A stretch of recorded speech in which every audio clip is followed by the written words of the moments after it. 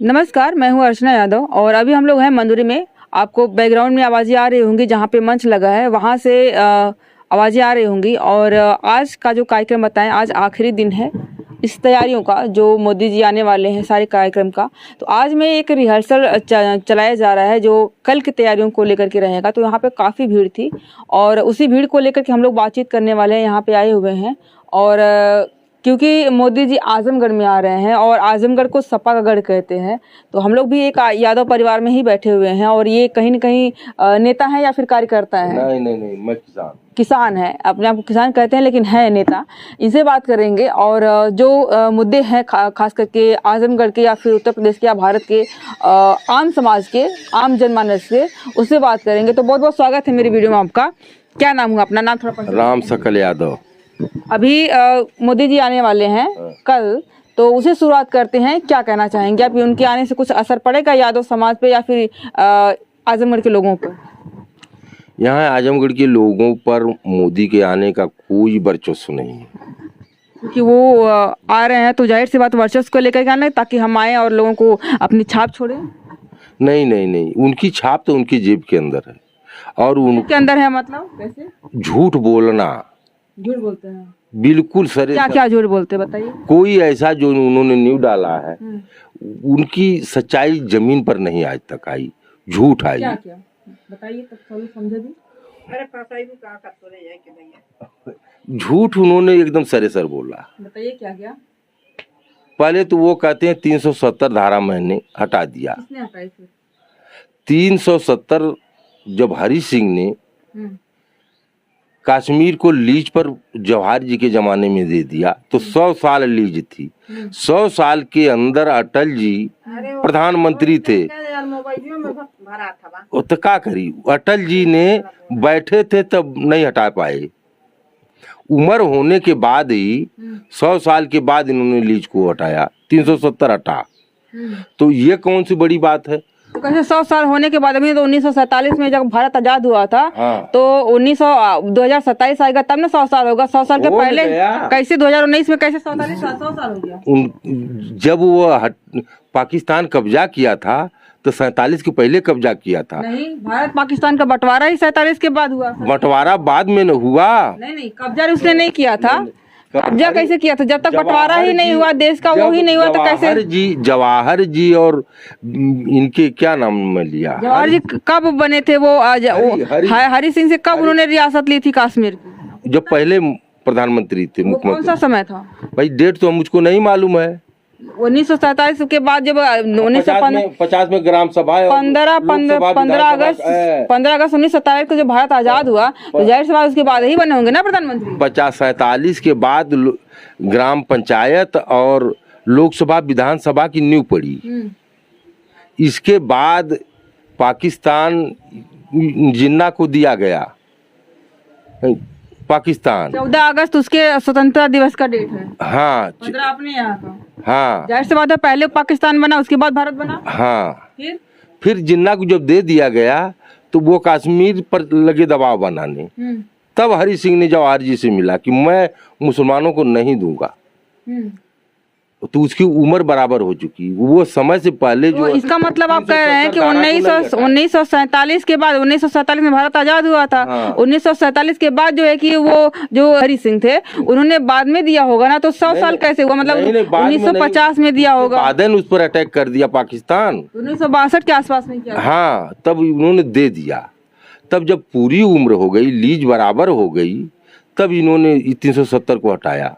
2019 में कि 19 में हटा था ना शायद, 370। बाकी बात हम बोल रहे हैं, वो तो 1947 में देश आजाद, 370 हटा 19 में। तो कैसे 100 साल हुआ? हो गया जोड़ के। कितने कैसे 100 साल हुआ? हो गया, जब बराबर हो गया उनका, तब लीज को हटाए। उन्होंने अपने मन का नहीं हटाया। इसके पहले अटल जी थे, तो अटल जी को हटा देना चाहिए जब प्रधानमंत्री थे। तो उन्होंने वो जनता को वादा नहीं किया था ना कि हम जो 370 हटाएंगे? मौत कोई वादा करके आती है? इन्होंने तो चुनाव में वादा किया था कि 370 हम हटाएंगे। समय श्रेणी जो है वादा नहीं करके आती है, अपने समय से आती है। हाँ, इन्होंने कोई ऐसा काम नहीं किया जो कि अपने दस्तावेज पर किया हो। मोदी जी ने। जी, और बाकी बस दस्तावेज। अच्छा, आजमगढ़ के लिए क्या कहेंगे, क्योंकि एक यूनिवर्सिटी का उन्होंने वादा किया था 2019 में, उसकी नींव रखी गई थी और कुछ लोगों का कहना है कि वहाँ पे एक ईंट भी नहीं रखा है। आपको क्या कहना है? बिल्कुल वो झूठी कोई ईंट नहीं रखी गई है। और जो मुलायम सिंह यादव ने यहाँ अस्पताल और मायावती ने बनवाया, उसकी सब मशीनें इधर उधर करके उन्होंने व्यस्त कर दिया। आजमगढ़ को तो ये बिल्कुल खंडहर करके रखना चाहते हैं। आजमगढ़ का जो इंटरनेशनल एयरपोर्ट का उद्घाटन आज कल करने के लिए आ रहे हैं, वो भी जो है कि मायावती और मुलायम सिंह की ही देन कहेंगे तो है, तो उसका उद्घाटन क्यों कर रहे हैं? उसको तो मतलब खंडहर कर देना चाहिए था ना। एक बार ये देश जब शास्त्र के हिसाब से चलता था, तो ये शास्त्र के हिसाब से चलता था, तो भगवान कृष्ण ने गोवर्धन पर्वत को उठाया। तो गोवर्धन पर्वत की उत्पत्ति पहले हुई थी, लेकिन उठाया कृष्ण ने। तो इसलिए गोवर्धन का नाम होना चाहिए, कृष्ण का नाम नहीं होना चाहिए। वो तो सिर्फ उठाने का काम किया, पर्वत तो पहले से ही था। पहले से था। तो ये हाँ, उसमें कृष्ण की महानता कोई नहीं है। इन्होंने बनाया मुलायम सिंह यादव ने भाई एयरपोर्ट को मुलायम मोदी जी को उद्घाटन करने से कोई। अच्छा, इंटरनेशनल करने की भी बात कर रहे हैं, बोल रहे हैं कि उत्तर प्रदेश में पांच गिनते भी हैं कि उत्तर प्रदेश में 5 इंटरनेशनल एयरपोर्ट है और आजमगढ़ का अभी शिलान्यास भी नहीं हुआ है। और हमने बात करी राहुल जी से, तो उन्होंने कहा कि मोदी जी आएंगे तो इंटरनेशनल उसको करने का प्रस्ताव रखेंगे, जो चीजें होंगी उसको सॉल्व करेंगे। तो आप क्या कहेंगे कि आजमगढ़ में इंटरनेशनल एयरपोर्ट की आवश्यकता है? सबसे बड़ी बात है, मोदी जी इंटरनेशनल एयरपोर्ट बना रहे हैं, अच्छी बात।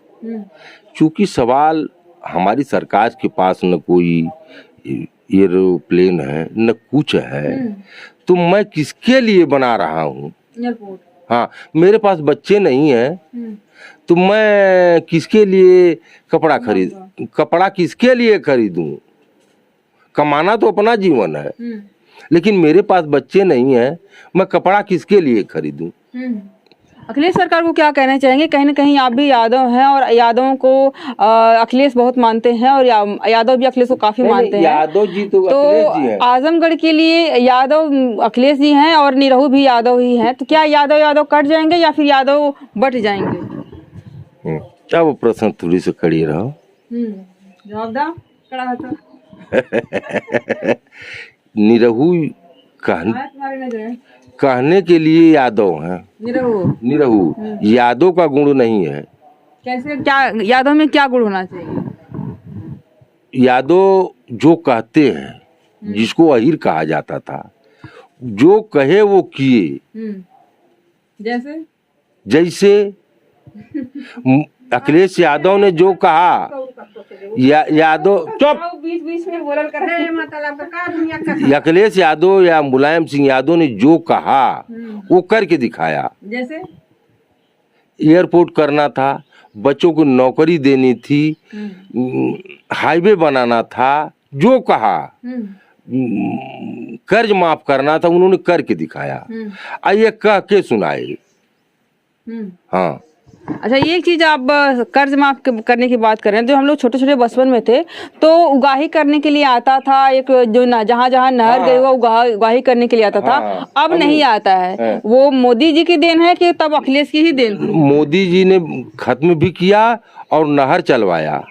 अब मोदी जी आज तक नहर नहीं चलवा पाए, पानी किसानों को नहीं मिला नहर से। अभी आपने कहा पूर्वांचल एक्सप्रेस अखिलेश जी ने बनवाया हुआ है, बहुत सारी चीजें अखिलेश जी ने बनवाई हुई है।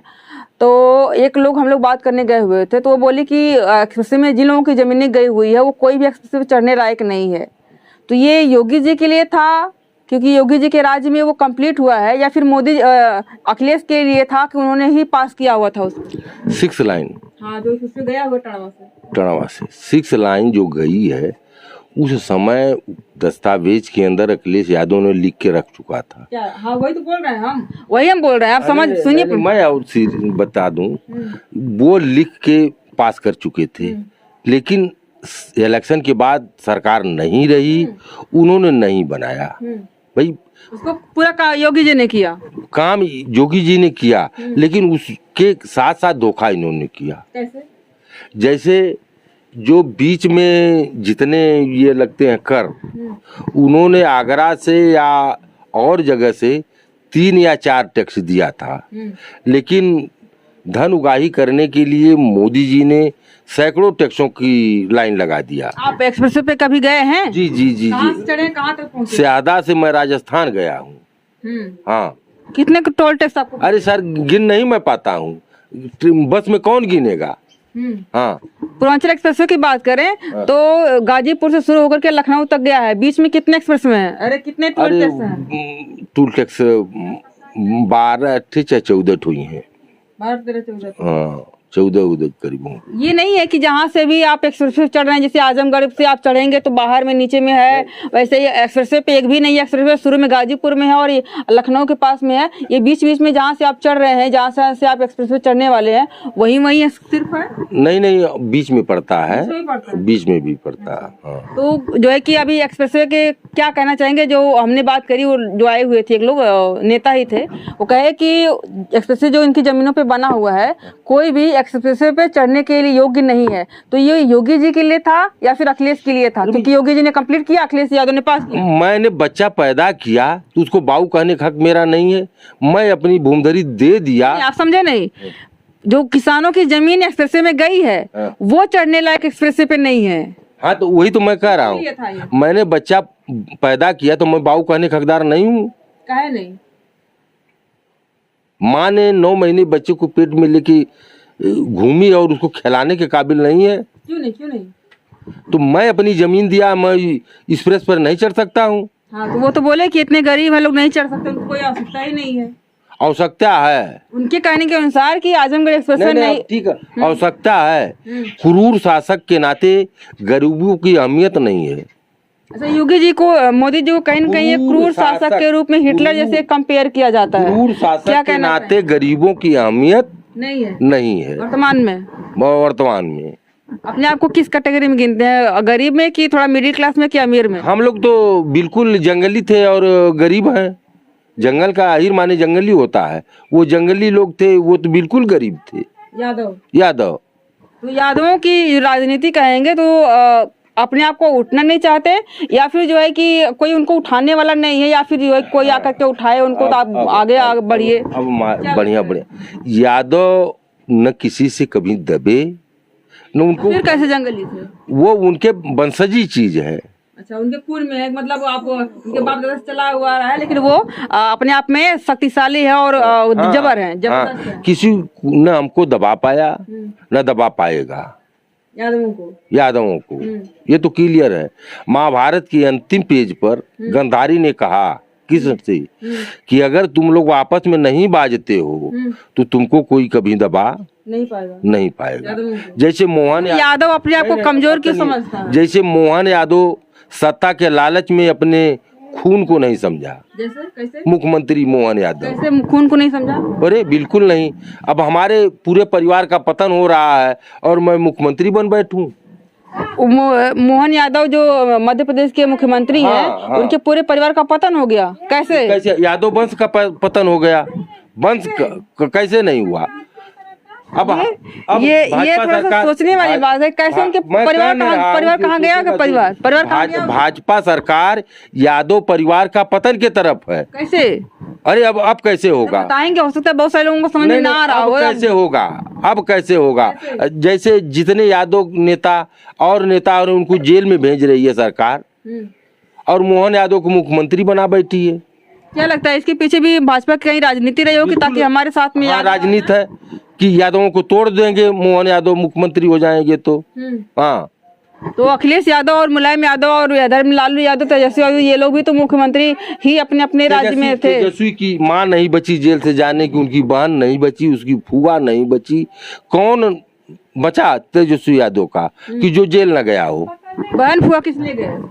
अरे भाई देशद्रोह में गए, ये घोटाला किए, वो घोटाला किए, ये किए, वो सब पैसा देके जमीन लेते। तो अखिलेश यादव की वाइफ और उनकी मम्मी कहाँ के?